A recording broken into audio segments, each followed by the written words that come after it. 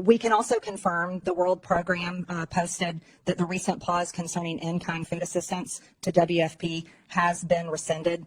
This allows for resumption of food purchases and deliveries using USAID. Madam Chair, are we going member to member, or do you get to make a speech in between each witness? If you're going to offer evidence, you're not recognized. You're not recognized. It's my time. I now recognize myself for 5 minutes of questions. And this committee, based on this hearing and witness testimonies, will consider recommending investigations and criminal referrals. When Joe Biden was president, his son Hunter was on the board of a Ukrainian energy company called Burisma. The prosecutor general of Ukraine at the time, Viktor Shokin, was investigating Burisma for corruption. Biden threatened, and it's on video, to withhold $1 billion of USAID grant to Ukraine if Shokin wasn't fired. Mr. Primorak, is USAID supposed to be used as leverage by a president to protect his son? No, we call that corruption. Mr. Primorak, in your estimation, roughly what percentage of USAID funding is doled out to bad actors or to efforts that don't have the best interests of Americans in mind? I think what troubles me most is learning, I believe last year, following the hard work of the House Foreign Affairs Committee and Senator Joni Ernst, that USAID has been paying out over 50% of to overhead charges. The Office of Inspector General of USAID criticized the agency for not knowing the overhead charges being handed out to all of these actors for $142 billion of disbursements. That is extremely troubling. Yes. Mr. Primorak, Samantha Power, Biden's USAID administrator, openly spoke about her agency's efforts to promote democracy around the world. In your estimation, Mr. Primorak, is that what she was doing? If not, what was USAID doing during the Biden administration? Let me cite the Holy Father, Pope Francis, who accused USAID and other donors of promoting ideological colonization, pushing a radical ideology onto the developing world that is anti-family and anti-life. It has been asserted that USAID spent tens of millions of American taxpayer dollars to promote propaganda in Brazil in the lead up to the Bolsonaro-Lula election in 2022.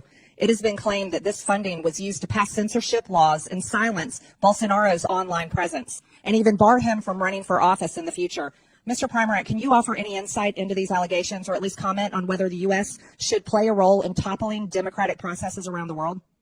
I think what we saw was USAID weaponized by the Biden administration and by Samantha Power to attack any party that was conservative. It just didn't happen in Brazil. It also happened, for instance, in very pro-America, Poland and Hungary as well.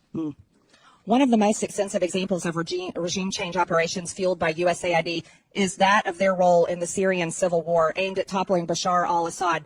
Reports from DD Geopolitics and other sources estimate that USAID funneled over $15 billion into Syria over a decade, covertly funding opposition groups, mercenaries, and anti-government networks under the cover of humanitarian aid.